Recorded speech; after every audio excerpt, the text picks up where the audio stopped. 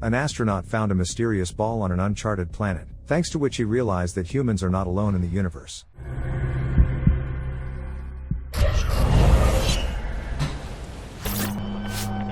At the beginning of the story, we see footage from the newsreel, which captures the brightest moments in the history of space exploration.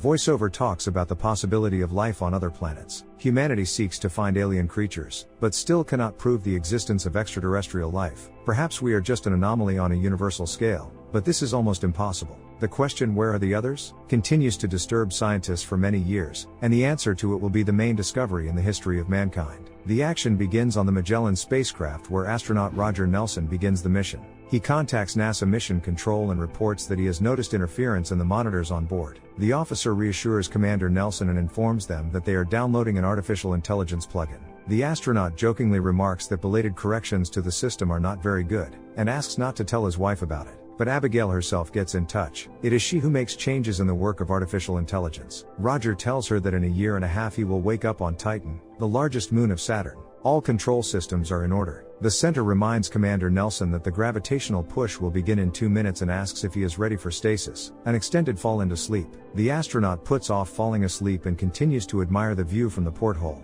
The action moves to 2.5 years prior. Roger and his wife Abigail are relaxing and hanging out with friends when the astronaut is suddenly disturbed by NASA. He is informed that a space mission briefing will take place tomorrow. Abigail is very happy for her husband, because finally his dream will come true. He'll fly into space. At the briefing, NASA project manager Gerald Becker informs Nelson that 48 hours ago, the observatory detected a radio anomaly, a low-frequency pulse that repeats at regular intervals.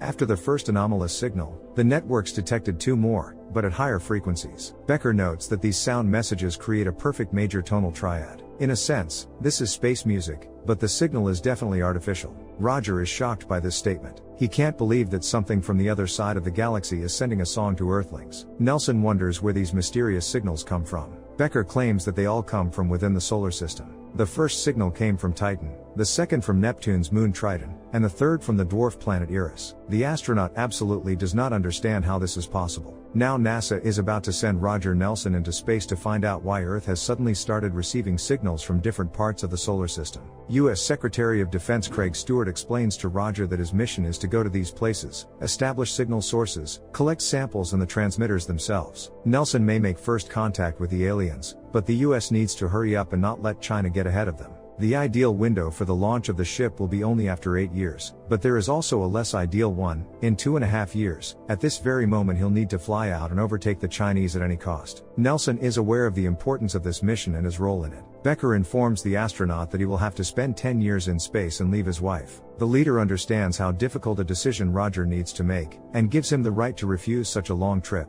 But Commander Nelson cannot refuse the greatest discovery in the history of mankind and claims that he is ready for any test. Abigail doesn't share her husband's optimism at first. She is very upset, because she will have to wait so long for Roger, and he may never return to Earth. Abigail does not like that Roger blindly follows the orders of the minister, but still she understands that this mission is the dream of her husband's life, and she promises to support and wait for him to the end. The action shifts back to the spaceship where Roger spends the first day of the mission. The astronaut continues to prepare for stasis. He lies down in a special capsule where he will sleep for 18 months. Nelson says goodbye to his wife and tells Becker to take care of Abigail. 18 months pass. Nelson wakes up after the stasis. The commander is greeted by Ferdinand, an artificial intelligence who monitors the health of all ship systems. Roger asks Ferdinand about everything that happened on board while he was in stasis. The AI informs the commander that in 2 days the ship will cross the planetary orbit of Saturn, but for now it is processing data received from the reconnaissance probe. Roger learns that he received 229 important messages from NASA. The astronaut looks through them and finds a video from Abigail among the messages. She greets her husband and offers to play chess, naming the first move. Roger answers his wife and makes a move on his board.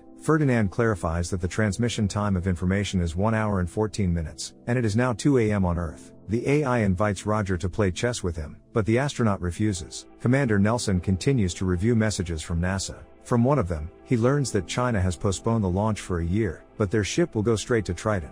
Ferdinand says that despite this, their plans have not changed, and reports that in 10 minutes they will go into orbit of Titan. After successfully reaching the desired trajectory, Roger receives data from the reconnaissance probe. It is now known that the source of the mysterious signal is located near one of the methane lakes on Titan. Captain Nelson has to land in the glaciers and find the space transmitter. At the same time, everything needs to be done in just 6 hours in order to have time to get into the window of approach to Neptune.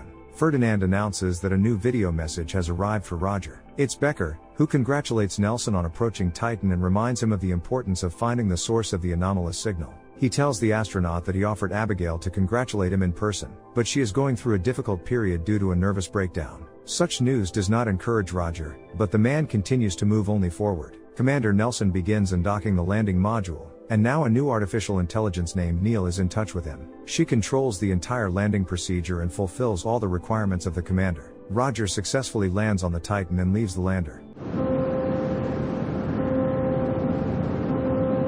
Nelson launches a hose from the module into the lake to collect samples, and he takes all the necessary equipment and goes in search of the mysterious transmitter. Neil relays Ferdinand's message to Roger and says that a storm is coming from the east with strong winds and the danger of an explosion of methane fumes. But Commander Nelson is almost there. He discovers that the source of the signal is right in the lake of liquid methane. Realizing that he has no other options, Roger enters the dangerous liquid. Already at a shallow depth, the astronaut notices a small glass ball.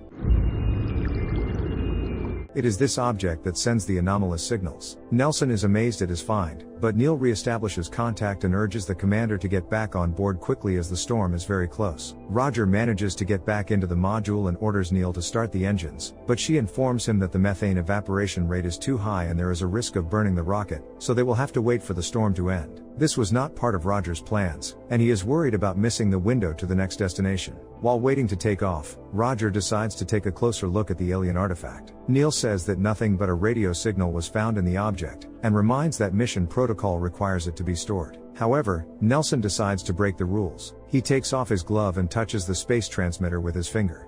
Sir, the properties of the object are unknown. I must advise you not to... Suddenly, the ball reacts to touch. Roger doesn't understand what happened. Neil reports that the radio signal cut off for a moment when the commander touched the orb. Nelson is shocked by the inexplicable outbursts and hopes that breaking protocol won't backfire. The storm ends and it's time to fly away. The commander must return to the Magellan in time so as not to miss the window to Neptune. Nelson leaves Titan's orbit and heads for Neptune using a gravitational slingshot. He immediately contacts Mission Control and reports his incredible find. Soon a response message arrives from Officer Becker. He congratulates Nelson on the discovery and says that the center and the ministry will look forward to a full analysis. Becker reminds that during the study it is necessary to follow all the protocols and try not to spoil the object. The commander decides to record another message in which he admits that he has already touched the object with his bare hands and that the transmitter responded to the contact with sound and light. Now Nelson wants to repeat the experiment and record it on video. While waiting for a response from Becker, Roger is investigating methane samples from the lake. Amino acids are found in the liquid, which means that life is possible on the planet. Nelson is extremely happy with these results. Suddenly, Roger receives a message from Abigail. She talks about a big problem. Some Chinese hacker hacked into her computer and tried to access information about the mission. The Secretary of Defense threatens to completely ban Abigail from the center. The woman is very upset, because she may lose the only opportunity to communicate with her husband. It has only been a year and a half, but to Abigail it already seems that her husband will not return. Nelson records a response message for his wife, urging her to hold on and hope for the best. He voices his chess move and prepares for stasis again. Another 32 months pass. Roger wakes up. Ferdinand reports that the reconnaissance probe could not collect data from Triton, which means that they will have to look for the source of the signal on this planet on their own. Also during stasis, Ferdinand detected some anomaly in the found sphere. At the same time, Roger's brain registered increased activity, which occurs during normal sleep, but is impossible in stasis. Many inexplicable pictures really flash through Roger's mind, just like at the moment of touching the mysterious ball. Officer Becker contacts Roger and informs him that the center is trying to decipher an anomalous signal that looks like something like a binary code. From messages received during stasis, Nelson learns that the probe's malfunction may have been due to the Chinese hacking it. Interference was also noticed in the work of Ferdinand, which could also have arisen due to a hacker attack. Commander Nelson again goes off protocol and repeats the experiment. And again, because of the transmitter, inexplicable images begin to flash before Roger's eyes. Due to a sharp increase in brain activity, Roger becomes ill. Ferdinand records what is happening and sends the video to Mission Control. Meanwhile, the ship reaches Triton's orbit. Roger receives a message from Baker that something went wrong with the Chinese and 3 astronauts passed away. This frightens the captain, but he needs to continue working. The Magellan systems are forced to explore Triton on their own, which takes extra time. Now Roger needs to find the second transmitter as soon as possible so as not to miss the window to Eris. The astronaut is already near the crater, from which the signal comes. Roger finds out that the transmitter is at a depth of 50 meters. He is going to go down into the crater without any equipment, because he has only 15 minutes to do it. A few minutes later, Nelson finds another sphere. He puts the transmitter and ice sample in a container, and now he has 9 minutes to get out of the crater and get to the lander. Climbing up a rocky crater, Roger accidentally drops the transmitter container. It's only 4 minutes before departure, but he's coming back for the samples. A couple of seconds before departure, Roger manages to get to the module and he instructs Neil to start the engines and show the trajectory of Eris. On the Magellan, Roger records a video for the center in which he says that he found another transmitter, and also took a sample of ice for analysis. Nelson is studying alien ice when he receives a message from Abigail. 4 years have passed, and she suffers greatly without her husband. The woman is tormented by fear for Roger's life. The astronaut is upset by such messages from his wife, but he always has something to distract himself with. Ferdinand finishes analyzing the ice from Triton. This is water with many impurities, which is not at all like terrestrial water. Ferdinand also noticed some radio anomalies. It discovered on Triton an underground ocean under an ice crust 1.5 kilometers thick. And near this crust, artificial intelligence recorded inexplicable moving objects. Roger makes the fantastic guess that they are fish, but this is almost impossible in Triton's conditions. The Secretary of Defense contacts Roger and informs that now only he will communicate with the astronaut, and civilians, and Abigail in particular, are now forbidden to send messages. The minister also orders to stay away from transmitters until their nature is clarified, because they can be very dangerous. However, Roger is inexplicably drawn to the mysterious spheres, and he again touches them, but already two at the same time. He again sees the mysterious pictures and his own memories. Commander Nelson successfully lands on Eris and finds the third sphere there, but it is clearly different from the first two, all covered with mucus, possibly of organic origin. After taking all the necessary samples from the surface of the planet, Roger returns to the lander. Suddenly there are problems when docking the module with the ship. However, Ferdinand says that everything is in order and the journey can continue. Roger realizes that it may have been hacked again. The astronaut orders the artificial intelligence to clear all its memory and check the security systems. Soon Ferdinand is ready for full-fledged work again. Roger examines the specimen found on Eris. Ferdinand finishes processing the tests and declares that DNA has been found in the sample.